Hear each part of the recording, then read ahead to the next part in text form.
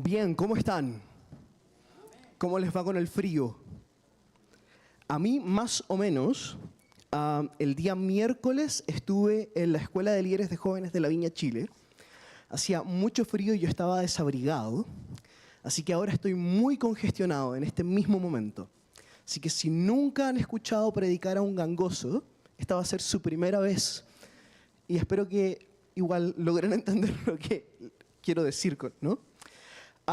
Estoy muy agradecido de Claudio y Priscila, pastores de esta iglesia, actualmente mis pastores, puedo llamarlos de esa manera, por la invitación a estar aquí hoy con ustedes.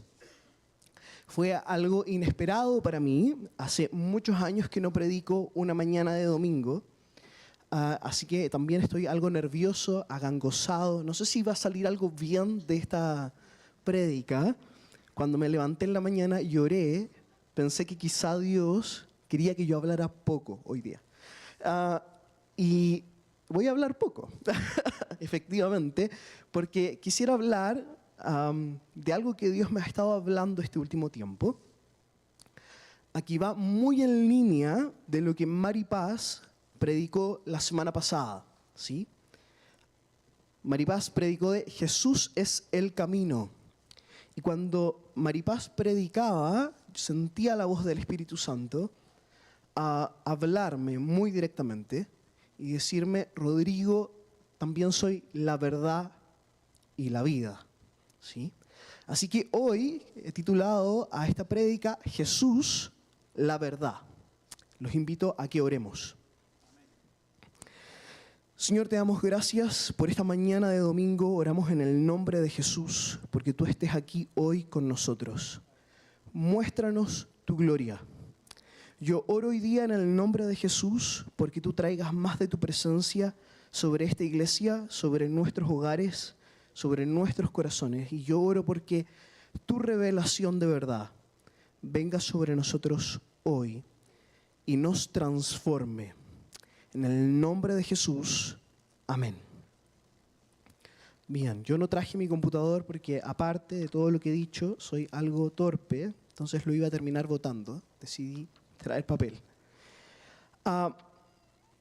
Definir la verdad cuando uno se ha formado en una disciplina es muy difícil, más aún si esa disciplina es del campo de las ciencias sociales. Yo soy psicólogo clínico, ejerzo hace unos 4 años atrás, y definir verdad es algo muy complejo, ¿sí?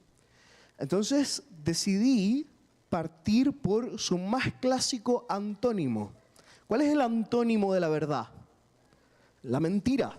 Así que decidí tomar ese punto de partida para hablar de Jesús, la verdad. El ser humano es la única especie que tiene la capacidad de mentir. En los vastos ejemplos del reino animal, encontramos varios ejemplos de cosas que podrían parecerse a una mentira, ¿sí? Encontramos el ejemplo del camuflaje. No sé cuántos conocen al camaleón, si han visto Zootopia, los que tienen hijos, nietos o todavía gustan de ver películas infantiles. Aparece justamente como ejemplo principal del camuflaje. Del engaño, no sé si conocen las clásicas plantas carnívoras, aparentemente son muy amistosas, no lo son. Morticia criaba a una de los locos Adams, no sé si lo recuerdan, aquellos que lo veían en su primera versión. En el reino animal hay ejemplos de imitación, como la falsa cobra habita en el norte de África, es exactamente igual, anatómicamente hablando, a una cobra real. Y eso hace que muchos depredadores no se le acerquen, pero no tiene veneno, su veneno es muy bajo en dosis y por lo tanto no es peligrosa. De hecho, no hay muertes en humanos por picaduras de falsa cobra. Es muy interesante, esto me dio mucha risa mientras pensaba en cómo los animales mienten. Los zorros fingen que esconden su comida en un lugar y en realidad la esconden en otro, para distraer a otros animales. Debe ser lo más parecido a tener un hermano, ¿sí? Esconder algo en la cocina, pero no, está en otro lugar. Pese a ello, pese a todos estos ejemplos de mimetización, camuflaje, imitación, engaño, ninguno de ellos miente. Para la RAE, clásica salida para poder definir algo, la mentira se define como decir o manifestar lo contrario de lo que se sabe, cree o piensa. Se pierde, sin embargo, en la definición de la RAE, la relevancia que tiene al momento de mentir la intención de ocultar o distorsionar lo que se sabe o cree. Jesús habla de la mentira. Los invito a abrir el Evangelio de Juan, capítulo 8, versículo 44. Es un capítulo que también estuvo citado por Maripaz la semana pasada. Jesús está hablando muy particularmente de Él y en medio de eso nos comenta algo acerca del diablo. Dice, el versículo 44 dice, ustedes son de su padre, está hablando justamente, tiene una acalorada discusión junto a fariseos. Dice, si Dios fuera su padre, les contestó Jesús, ustedes me amarían porque yo he venido de Dios y aquí me tienen. No he venido por mi propia cuenta, sino que Él me envió. ¿Por qué no entienden mi modo de hablar? Porque no pueden aceptar mi palabra. Ustedes son de su padre, el diablo, cuyos deseos quieren cumplir. Desde el principio, este ha sido un asesino, la Reina Valera dice un homicida, y no se mantiene en la verdad porque no hay verdad en él. Cuando miente, expresa su propia naturaleza porque es un mentiroso. Es el padre de la mentira. Muy interesante. Satanás también es padre. Es padre de la mentira. Esa es la definición con la que Jesús ubica al diablo. Y es muy interesante porque hay una distancia muy grande entre decir una mentira y creer una mentira. Y para poder hacer la distinción, quisiera que fuéramos juntos a Génesis capítulo 3. Bien, quienes conocen y han leído su Biblia alguna vez, si no, siempre es un buen momento para partir. Adán y Eva han pecado. Y es muy interesante justamente cómo ocurre aquello. No quisiera detenerme en varios elementos de lo que ahí ocurren, solamente quisiera destacar algunos breves respecto a la mentira. Dice el capítulo 3, voy a leerlo hasta del versículo 1 hasta el versículo 9. Dice, la serpiente era más astuta que todos los animales del campo que Dios el Señor había hecho. Así que le preguntó a la mujer, ¿es verdad que Dios les dijo que no comieran de ningún árbol del jardín? Para quienes hayan leído el capítulo 2, Dios es muy enfático en que solo no se puede comer de un árbol. ¿Es verdad que Dios les dijo que no comieran de ningún árbol del jardín? Parte, inicialmente, con una distorsión. Eva responde, podemos comer del fruto de todos los árboles, respondió la mujer, pero en cuanto al fruto del árbol que está en medio del jardín, Dios nos ha dicho, no coman de ese árbol ni lo toquen, de lo contrario morirán. Pero la serpiente le dijo a la mujer, no es cierto, no van a morir. Dios sabe muy bien que cuando coman de ese árbol, se les abrirán los ojos y llegarán a ser como Dios, conocedores del bien y del mal. La mujer vio que el fruto del árbol era bueno para comer y que tenía buen aspecto y era deseable para adquirir sabiduría. Así que tomó de su fruto y comió.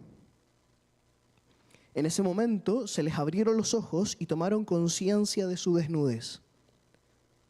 Por eso, para cubrirse, entretejieron hojas de higuera. Cuando el día comenzó a refrescar, oyeron el hombre y la mujer que Dios, el Señor, andaba recorriendo el jardín. Entonces corrieron a esconderse entre los árboles para que Dios no los viera. Pero Dios, el Señor, llamó al hombre y le dijo, ¿dónde estás? ¿Sí? Voy a leer hasta ahí por mientras. El principio de la caída inicia con una mentira. Es muy claro en la palabra. Esa mentira es dicha por la serpiente, un animal que además en la cotidianidad actual no tiene ninguna culpa de lo que ocurrió en ese entonces, ¿no? Y la mentira tiene una sutileza muy particular. En realidad la serpiente dice una media verdad. Habla de un árbol, es correcto, Dios estuvo hablando acerca de eso. Habla de no comer del árbol, es algo que también Dios comenta, ¿no? Se lo señala al hombre en particular en Génesis capítulo 2.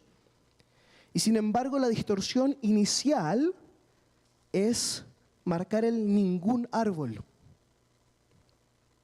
Esa pequeña torsión entre lo que Dios había dicho y lo que la serpiente marca genera toda una distorsión en lo que Eva sabía que tenía que hacer o de lo que podía comer.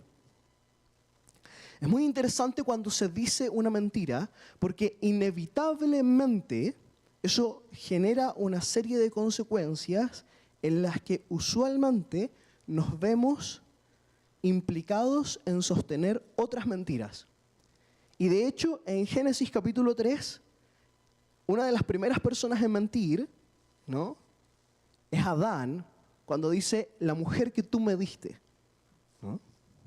Es muy interesante porque la mentira de Satanás desencadena rápidamente una necesidad en Adán de mentir, ¿no? Adán culpa a Eva, Eva culpa a la serpiente miró hacia atrás, no había nadie más a quien culpar. Y efectivamente, cada uno de ellos recibió un castigo, ¿no? Está hacia el final del capítulo. Lo interesante es cómo cuando mentimos nos vemos claramente necesitados de poder sostener esa mentira. Es muy interesante, el concepto de bola de nieve tiene diferentes aplicaciones. Ayer lo escuchaba en un discipulado de finanzas que está muy bueno, ¿no? También tiene toda una función en las metodologías de la investigación, pero algo que es muy importante a nivel del pecado y de la mentira es que para poder sostener una mentira, usualmente, y quiero ser enfático en esto, es necesario mentir más veces. ¿Sí? Eso es decir una mentira. Y la Biblia es enfática en decir la verdad. Es una obviedad, quizá, para quienes han tenido algún encuentro con Dios. Sin embargo, cuando Jesús dice que es la verdad, no se está homologando a la honestidad. No dice, yo soy el camino, la honestidad y la vida. Es muy importante ser honesto. Pablo hace toda una exhortación a la honestidad en varias de sus cartas. Tampoco homologa verdad a integridad. No dice, yo soy el camino, la integridad y la vida. Entonces, ¿qué quiere decir Jesús cuando refiere que Él es la verdad? Y me parece que justamente ese es el punto de inflexión en la vida de un cristiano. Reconocer qué significa para nosotros y para cada uno que Cristo sea la verdad. La mentira abunda en el sufrimiento. El sufrimiento es un caldo de cultivo para las mentiras. No solamente para decir mentiras, sino también para creer mentiras. Por el pecado que otros han hecho sobre ti o por lo que tú has estado haciendo. Es muy interesante cómo podemos llegar a creer una mentira que nos mantenga arraigados en raíces de amargura. Y por tanto, lejos de lo que Dios tiene para nosotros. Cuando Jesús dice que es la verdad, Juan, que escribe en griego, ocupa el concepto de aletheia, ¿no? Que en su etimología proviene de a, que es negación, y lete, que es olvido, ocultamiento. Aletheia significa no oculto o lo que se muestra. La verdad como desocultamiento, como develación, ¿sí? Mientras pensaba en cómo Dios devela algo, me imaginé esta clásica imagen de tener cosas cubiertas con sábanas, ¿no? Las casas cuando han sido desocupadas llevan mucho tiempo, ¿no? Para que los muebles no queden con polvo, usualmente se cubren con algo. Hoy día hay plástico para hacer eso, pero en otras ocasiones se utilizaban las sábanas. Y desocultar implica justamente la acción de quitar aquello que cubre.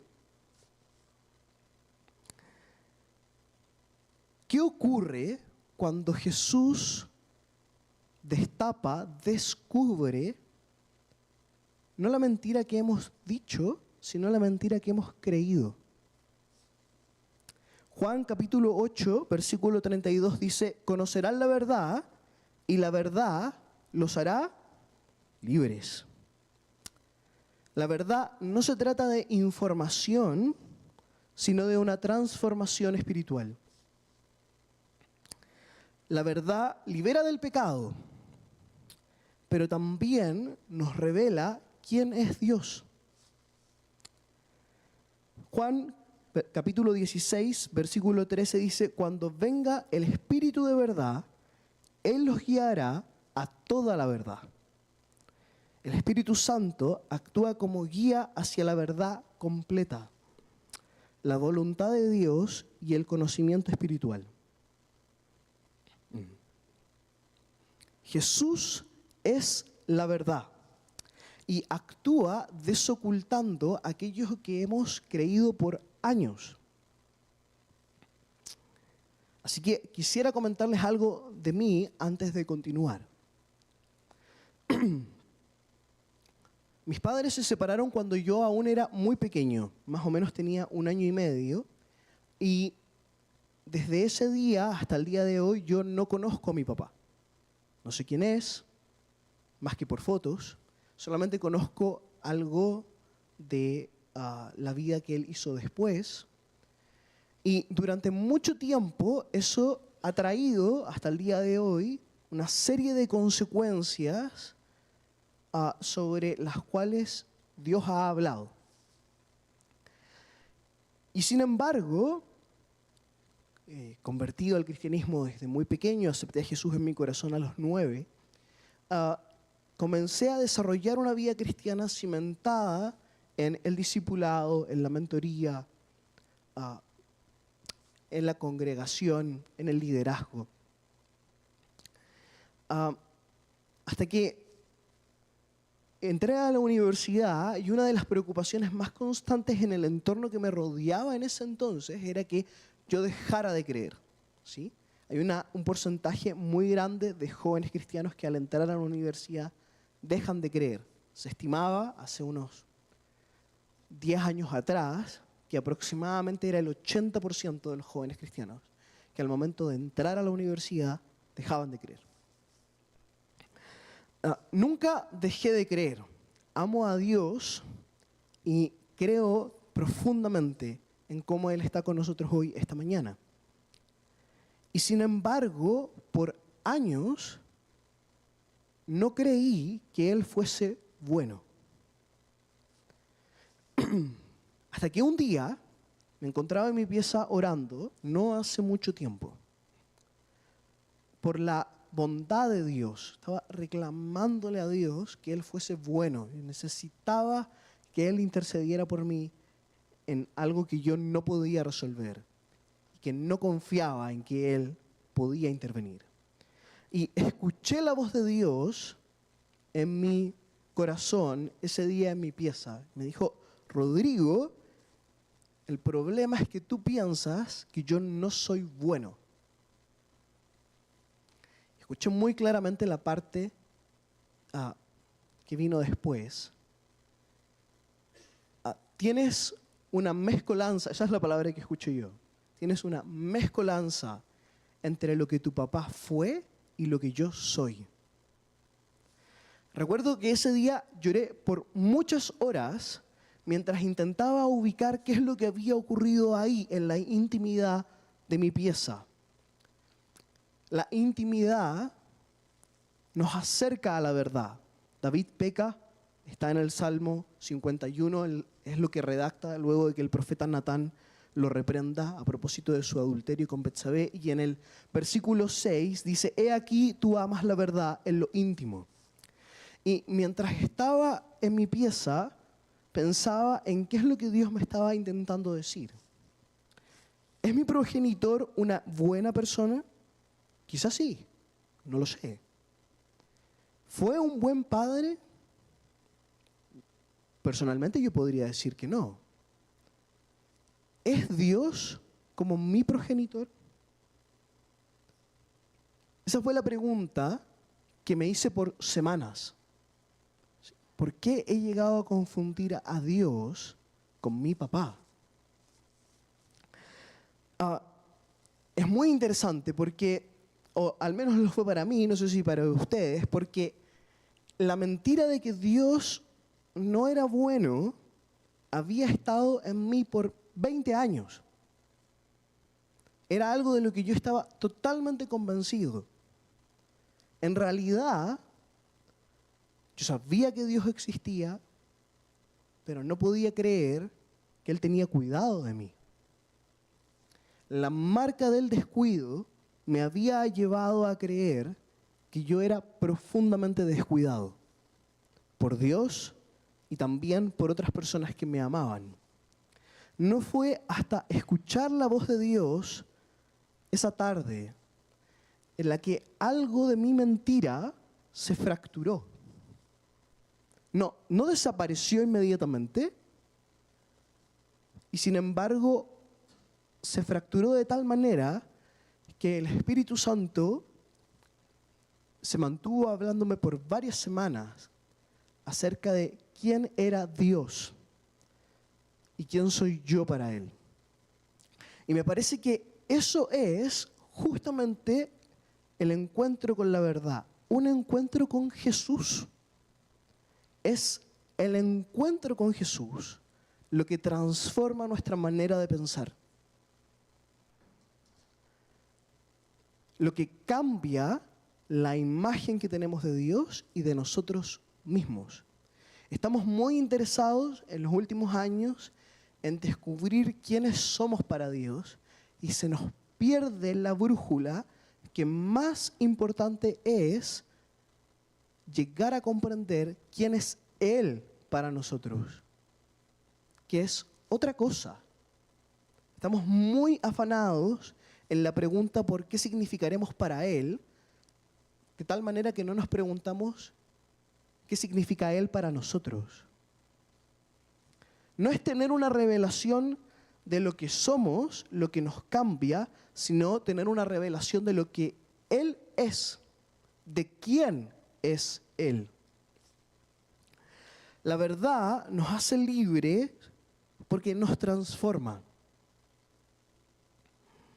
Si Jesús devela algo, si quita la sábana de algo, es justamente de la revelación de lo que Dios es.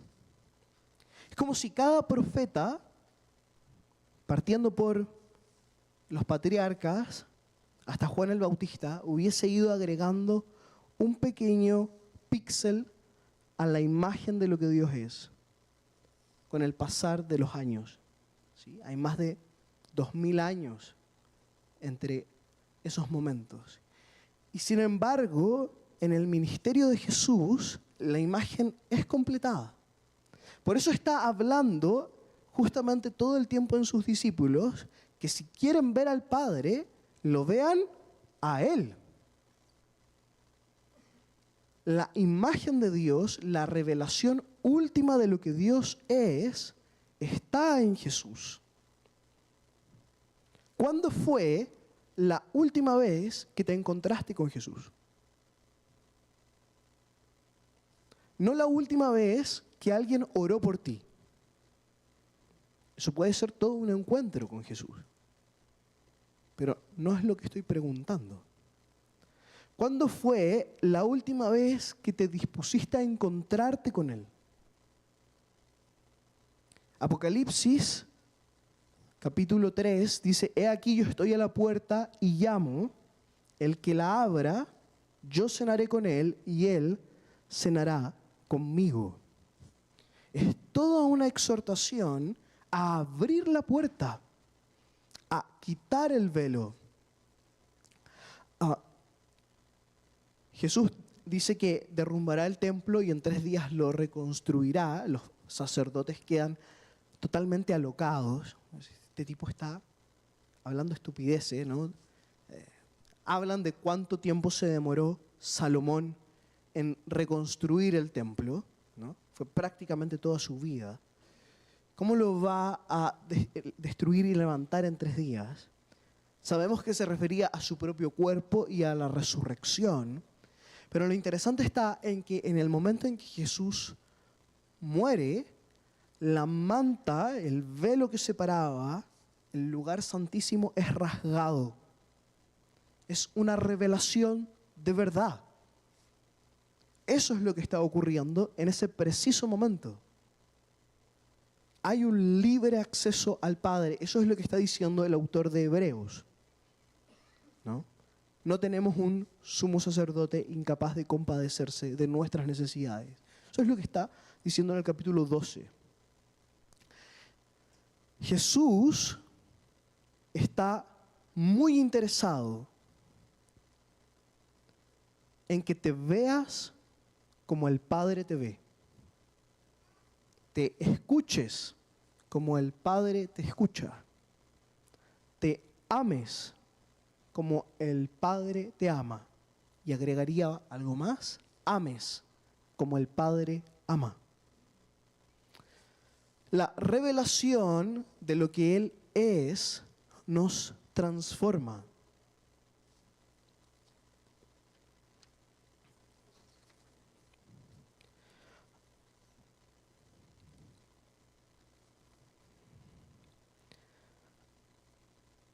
Dice la palabra, abran Lucas, capítulo 24. No lo vamos a leer completo, y sin embargo, quisiera que tuvieran la referencia y la mediten.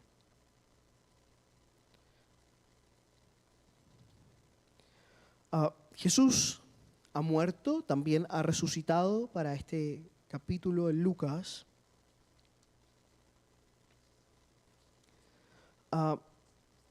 Y existe una historia muy interesante que tiene muchas interpretaciones acerca de lo que ahí ocurrió. Pero en términos más concretos, 2 personas van caminando a Emaús. ¿Sí? Es muy interesante. Voy a leer el versículo 13 al 19 y luego voy a leer el versículo 32. ¿Sí? Ustedes pueden leer en sus hogares lo que ocurre entre medio. Aquel mismo día, 2 de ellos se dirigían a un pueblo llamado Emaús, a unos 11 kilómetros de Jerusalén. Iban conversando sobre todo lo que había acontecido. Sucedió que, mientras hablaban y discutían, Jesús mismo se acercó y comenzó a caminar con ellos. Pero no le reconocieron, pues sus ojos estaban velados. ¿Qué vienen discutiendo por el camino?, les preguntó. Se detuvieron, cabizbajos. Y uno de ellos, llamado Cleofas, le dijo: ¿Eres tú el único peregrino en Jerusalén que no se ha enterado de lo que ha pasado recientemente? ¿Qué es lo que ha pasado?, les preguntó. Voy a leerlo completo, voy rápido. Dice: lo de Jesús de Nazaret era un profeta, poderoso en obras y en palabras delante de Dios y de todo el pueblo. Los jefes de los sacerdotes y nuestros gobernantes lo entregaron para ser condenado a muerte y lo crucificaron. Pero nosotros abrigábamos la esperanza de que era Él quien redimiría a Israel. Es más, ya hace 3 días que sucedió todo esto. También algunas mujeres de nuestro grupo nos dejaron asombrados. Esta mañana, muy temprano, fueron al sepulcro, pero no hallaron su cuerpo. Cuando volvieron, nos contaron que les habían aparecido unos ángeles quienes les dijeron que él estaba vivo. Algunos de nuestros compañeros fueron después al sepulcro y lo encontraron tal como habían dicho las mujeres, pero a él no lo vieron. La respuesta de Jesús es increíble. ¡Qué torpes son ustedes!, les dijo, y qué tardos de corazón para creer todo lo que han dicho los profetas. ¿Acaso no tenía que sufrir el Cristo estas cosas antes de entrar en su gloria? Entonces, comenzando por Moisés y por todos los profetas, les explicó lo que se refería a él en todas las escrituras. Pueden ser muy productivos 11 kilómetros. Al acercarse al pueblo donde se dirigían, Jesús hizo como que iba más lejos. Pero ellos insistieron: quédate con nosotros, que está atardeciendo, ya es casi de noche. Así que entró para quedarse con ellos. Luego, estando con ellos a la mesa, tomó el pan, lo bendijo, lo partió y se los dio.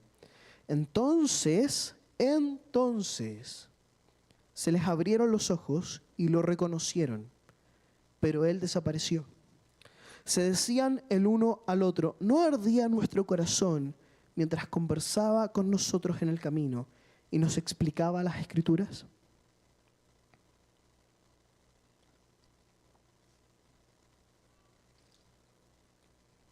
¿En qué momento ocurre la revelación de verdad? Yo me preguntaba ayer, mientras leía justamente esto. No voy a conseguir cerrarlo. Bien, hay que desistir de las cosas que a veces uno no puede. Es muy interesante. Van en el camino cabizbajos. Es muy interesante. Están muy con mucha tristeza. Porque tienen una creencia errada acerca de lo que Jesús era y había llegado a hacer, ¿no? Eso es justamente lo que le dicen a Jesús sin saber que es Él. Pensábamos que Él redimiría a Israel, ¿sí? Esa es la idea que tenían estos dos hombres acerca de lo que Jesús iba a hacer. La respuesta de Jesús es muy interesante. ¡Qué torpes! Como si estuviese insistiendo, es una interpretación mía, si estuviese insistiendo en que no entendieron nada. Es muy claro en eso, ¿no? Por eso lo interesante es que explica casi 1000 años de cómo los profetas habían hablado de él solamente para que la revelación de verdad apareciese en el momento, no en que él explica la palabra, sino en el punto en que comparten el pan. Jesús no es información. No es una revelación de profecías. Muy interesante. Ellos dicen que ardía el corazón. Hay algo ahí que está pulsando en la vida de ellos en el encuentro con Jesús. Y sin embargo, solo llegan a reconocerlo en el momento en que comparten con Él. Es al final del camino. Ahí ocurre el encuentro. Lo demás es un viaje. Es un viaje muy importante, ¿sí? Sin embargo, lo que queda develado es justamente cuando son capaces de reconocerle, ¿no? Por nuestra naturaleza caída, nuestros ojos están velados. Tenemos una limitación personal. Quisiera insistir en este punto. Tenemos una limitación personal en muchas ocasiones producto de nuestra propia historia, de la historia que cada uno de nosotros tiene, de lo que ha vivido, de lo que ha sufrido, una limitación para ver lo que Dios está haciendo. Es como si todo el tiempo tuviésemos los ojos vendados y que el caminar con Dios fuese partir con ojos vendados con una frazada, pasar a tener los ojos vendados con una sábana, algo más se ve. Hasta que Él logra ir cortando partes de la venda. Somos capaces de ir reconociéndole en lo que Dios está haciendo. Ocupo lentes de contacto hace mucho tiempo. No tanto, pero para mí mucho tiempo. Y en realidad supe que sufría de astigmatismo a los 18 años. Fui a sacar mi licencia de conducir y una persona muy amable me dijo que esa amable era totalmente una ironía, no tenía nada de amabilidad. Me dijo que no podía porque no veía bien. Yo salí indignadísimo, muy indignado. ¿Cómo no voy a ver bien si he visto por 18 años? ¿No? Veo bien, etc.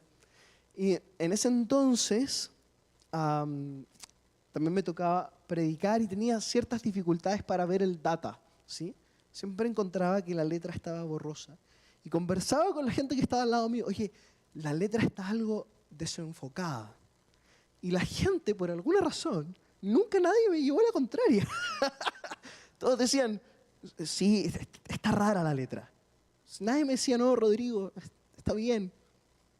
Así que fui al oculista, efectivamente tenía astigmatismo y miopía.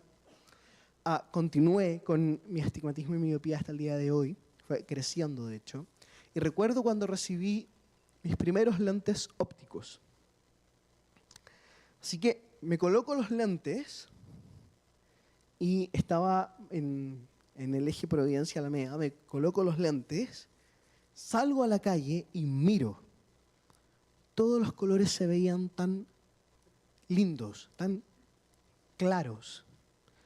Las letras de los carteles de las calles, de los nombres de las calles, ¿no? En las esquinas, por primera vez tenían un sentido. Yo me quejaba constantemente, ¿no? Las municipalidades, ¿no? Pintan los carteles, uno no logra saber en qué calle está. Esto realmente es cierto. Me quejaba constantemente. Así que mi primera reacción fue decir, oh, siempre estuvieron pintados. Esto ocurrió hace ya casi 10 años, pero recuerdo que Dios me habló ahí, justamente en la calle. Y me dijo, Rodrigo, a veces uno piensa que el problema es otro, pero es tu vista la que no te permite ver lo que yo estoy haciendo. Comencé a lagrimear en la calle. Es muy vergonzoso llorar en público. Durante años, algo que es físico, algo que probablemente es genético, hereditario, había asumido como algo que era parte de mí. Fue muy interesante porque mi oración en ese momento fue, Dios, dame tus lentes. Dame tu forma de ver las cosas. Dame tu corazón. Creemos que se ve con los ojos. No se ve con los ojos, mis amados hermanos. Se ve con el corazón. El ojo es solo el órgano. El cerebro es solo el órgano. Lo que vemos está marcado por lo que creemos que somos. Y es justamente ahí donde Jesús quiere entrar, desea hablar, quiere transformar. El Espíritu Santo está animado justamente a aquello.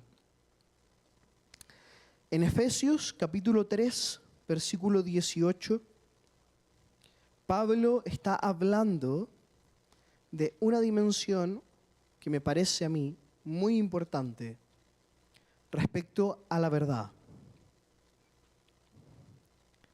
Claro que como es una carta tan breve, si es que paso tan rápido las hojas, no la voy a encontrar. Sí, muy bien. Dice,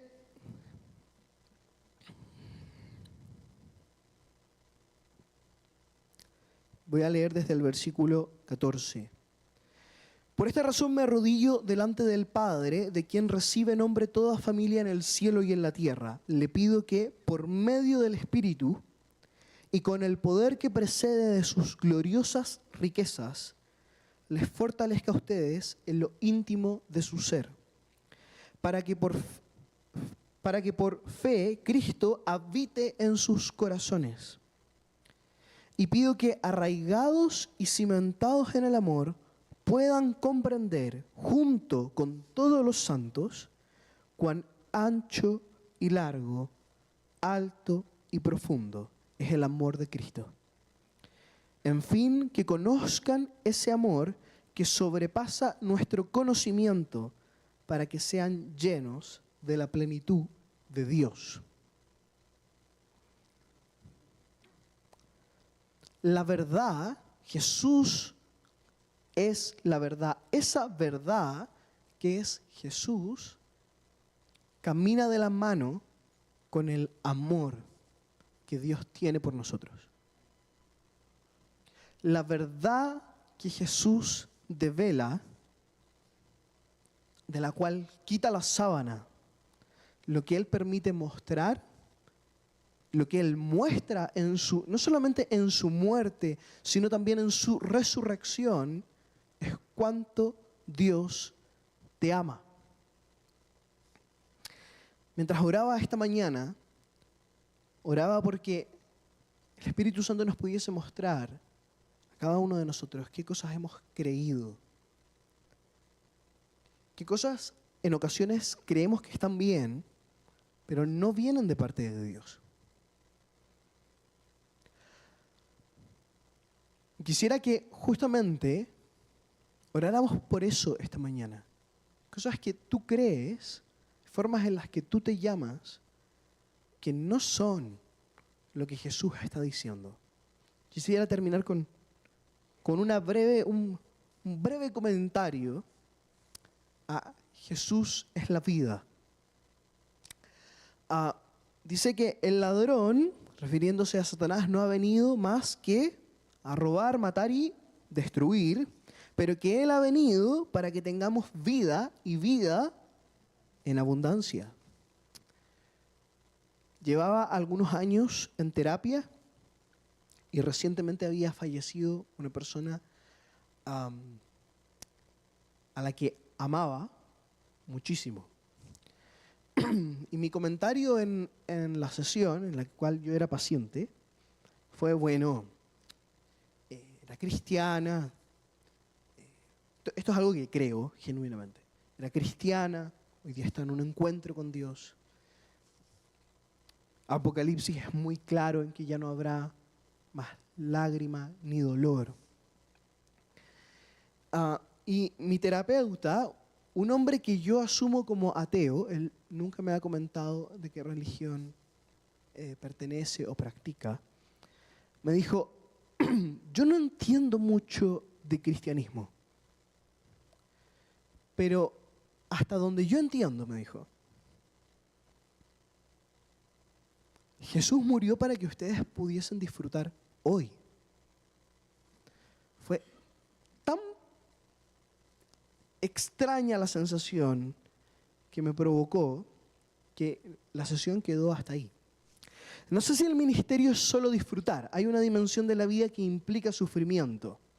La cuestión es cómo Dios está ahí, en medio de lo que sufrimos, siendo el camino, como predicaba Maripaz la semana pasada, siendo la verdad, siendo la vida. Mientras bajaba la escalera, mientras salía de esa sesión, escuché la voz de Dios.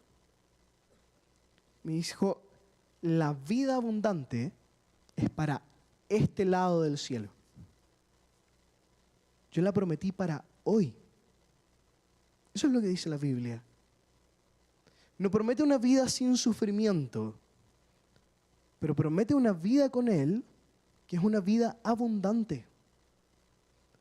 Si tú no estás disfrutando de lo que Dios es, porque el sufrimiento te lo está impidiendo, tus creencias te lo impiden, o hay algo de la relación que estableces con Él que aún no te permite palpar lo que Dios es, hoy vamos a orar. Porque no es en una predicación donde eso va a aparecer para ti. Es un encuentro con Jesús. Él es el camino, la verdad y la vida.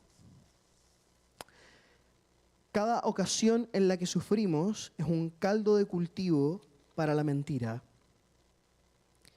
Y sin embargo, cada ocasión en la que sufrimos es una oportunidad para tener una nueva revelación de quién es Dios y quiénes somos nosotros para Él. Así que los animo a ponerse de pie. Vamos a orar. Si la banda puede pasar.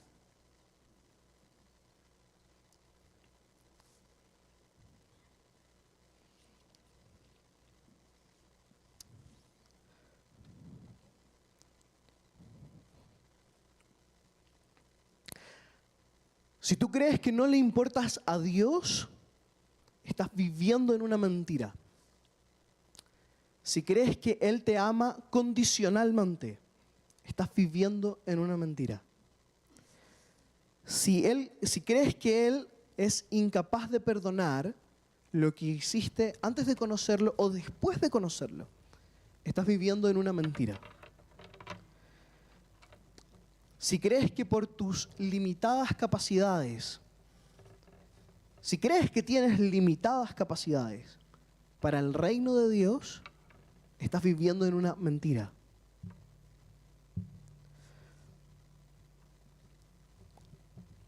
Jesús es la verdad. Y solo en Él, podemos descubrir lo que Dios es. Así que quisiera que oremos y luego veamos qué. Señor, yo te doy gracias en el nombre de Jesús por tu amor ancho, alto, largo y profundo.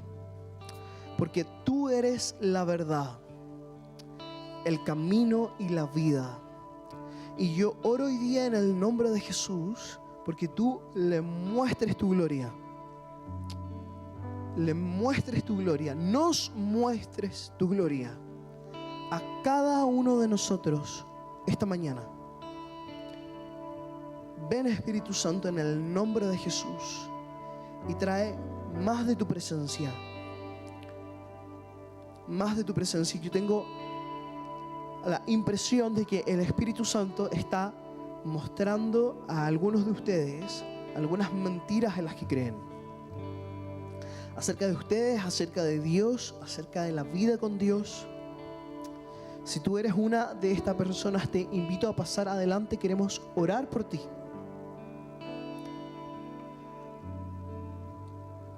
Queremos orar por ti y bendecirte, bendecir la presencia del Espíritu de verdad, que es el Espíritu Santo, en tu vida y en tu corazón.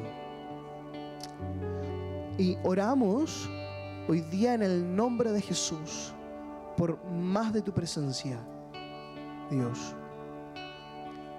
Más de tu presencia. Si Dios te está hablando, ven acá adelante. Disfruta de la presencia de Él. Descubre quién es Él. Personas que, tengo esta impresión, hay personas que tienen la impresión de que han fracasado ministerialmente, familiarmente, que piensan que eso no tiene vuelta atrás. Dios va a hablar que es justamente lo contrario. Que Él está ahí para traer más de Él a la vida de ustedes. Ven, Espíritu Santo, en el nombre de Jesús. Amén.